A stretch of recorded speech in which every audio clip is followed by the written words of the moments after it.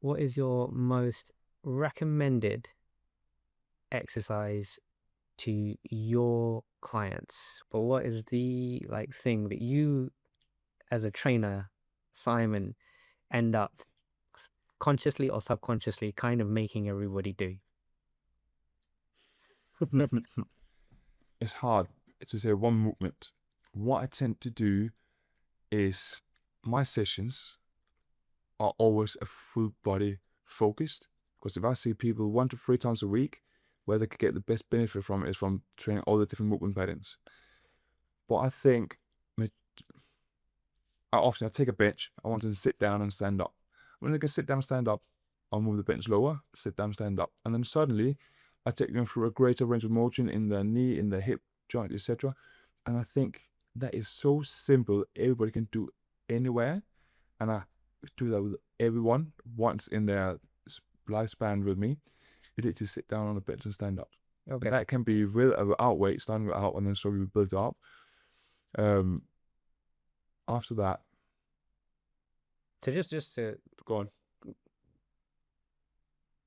the squat basically. Basically a squat. Squatting is like there's lots of things that are important, but every single person that trains with you, as far as you're concerned, you guys need to be able to squat really, really, really, really well and to the best of your ability. Do you know what? It's not even about doing really well. It's about doing regularly, because of there can be plenty of reasons. There can be plenty of ways or injuries, how the people's movement patterns, etc. But is very transferable. Like sit down on a couch, stand up again, is easy to progress. Everybody should be able to do it. If you cannot, we're gonna help them to do it. I'm not being like, oh, you have to squat the whole life. Like there are plenty of ways to train your muscles. But the main thing for me is your legs are your bigger muscle than your body. You need to sit down and stand up plenty of time in your day, and you struggle with that. You're gonna help you to make it easier, so you can stay younger for longer. And yeah, that is basically the main thing. It doesn't need to be perfect. It can be. I've got the perfect Instagram handle for you. Simon makes you squat. I want it to be Simon make you younger for longer. Yeah, Simon makes you younger for longer. My number one exercise that I work towards with every single client, no matter who they are, and the thing that I pride myself on anyone that works with me eventually being able to do, is a pull-up. I love that. So whether you're a woman, a man, whether you're a 12-year-old child, whether you're a 65-year-old person, doesn't matter. I am going to work towards making you do a pull-up. Even if that's not exactly what you've come to me for, I'm always going to work towards that. And no one so far has had any objection to wanting to, work towards that. And then for all of the people that we have gone from not being able to do a pull-up to be able to do a pull-up, there's always been this massive amount of satisfaction and rewarding feeling from doing so and being on that journey. So that is like one of my mandatory exercises. If you come and train with me, we are 100% going to work towards doing a pull-up. What is amazing is, it is not an intention for me to do, but we're working towards that as well with so many of my clients. Obviously, some are smaller, some are larger, etc. Right? And myself, I had maybe a year recently when I started training after my PT manager role. I had a year where I knew I couldn't do it. I tried, I couldn't do it properly. So it's been consistently on the lat pull down. But obviously, when you're working within the movement patterns, so you know the movement patterns, slowly, when we do the vertical pull, slowly people get stronger and stronger week in and week out. Before you know, you're close to be able to do a pull-up. And when people are able to do one pull-up, happy days, we're going to do a cluster set. That means one pull-up, short rest, another pull-up, a little bit more rest or the same rest, and then one more. And slowly, they're able to do more than one. And before you know, they could do 6. When they could do 6, I'm going to do a weighted pull-up, and slowly we're progressing But it's funny because of when you get my clients, they're suddenly gone from never been able to, and they get one.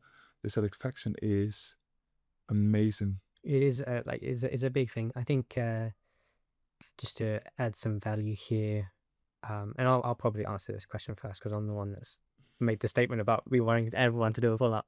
Like practical ways for people to get a pull up that don't already aren't already able to do a pull up or can just about maybe do one and want to progress.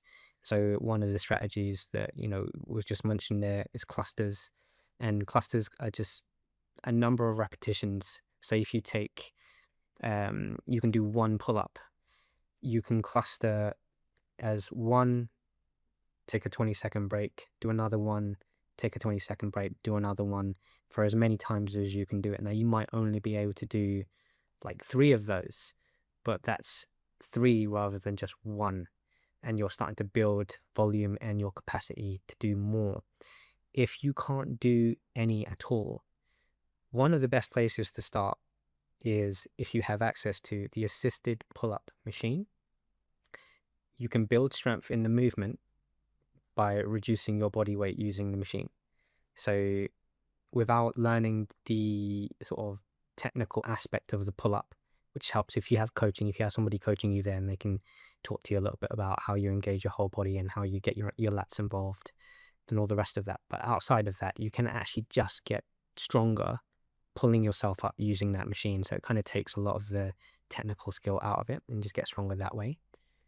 If you start to find that you can now do that really well and you're kind of getting to the low end of the weight stack and you're not really needing the assistance anymore, your next step is to do a standing pull-up.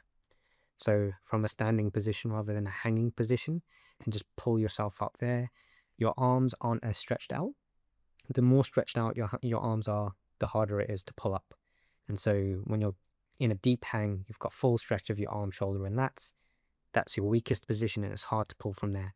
From a standing position, your arms are a little bit lower, your lats aren't as stretched out, they're in a stronger position, you can start building strength. And as that gets easier, you can start extending your arms longer and longer, eventually then going into a hanging pull-up. If you can then eventually do one hanging pull-up, then you can start getting into clustering the hanging pull-up. If that starts to plateau a little bit, another strategy that I've used is to start kind of jumping into low load weighted pull-ups. So maybe 5% of your body weight. You might not be able to do a ton of it, but it will start to make you stronger. And then the previous versions, whether it's the clustered hanging pull-up or the clustered standing pull-up, start to become easier as a result. It is quite a long process, but wherever you are in your journey, there's a point that you can start at that's going to allow you to progress. And then there's other progressions ahead that are going to allow you to keep progressing. It's 100% doable for almost anybody. I've been very fortunate to go through that journey with dozens and dozens of people and help them get their first ever pull-up. And then there's been plenty more that could already do pull-ups that we were able to get them to be able to do more, to be able to do them with heavier weights for more reps. And it's an exercise that I really, really, really enjoy making progress on. And I think everybody that is engaged with it that I've experienced so far has really enjoyed making progress on. And it's a super fun one with relatively low injury risk as well. I've never had anybody realistically hurt themselves on a pull-up. Most you're going to need to be wary of in terms of injury risk when it comes to pull-up is neck strain. So neck strain is your most likely injury that can occur, and that will likely occur because you've either tried to go too heavy too soon or you've tried to do too many reps too soon. So don't overstrain yourself when you have to work hard and you have to put a lot of effort in, but you don't want to overstrain yourself. And if you are picking up neck strains, chances are the trapezius muscles need to get a little bit stronger just for you to be able to tolerate that a little bit more. So there's accessory work there as well. Final tip, get stronger biceps. No, I think it's beautiful and very detailed actually. And Not as concise as I wanted that one to be.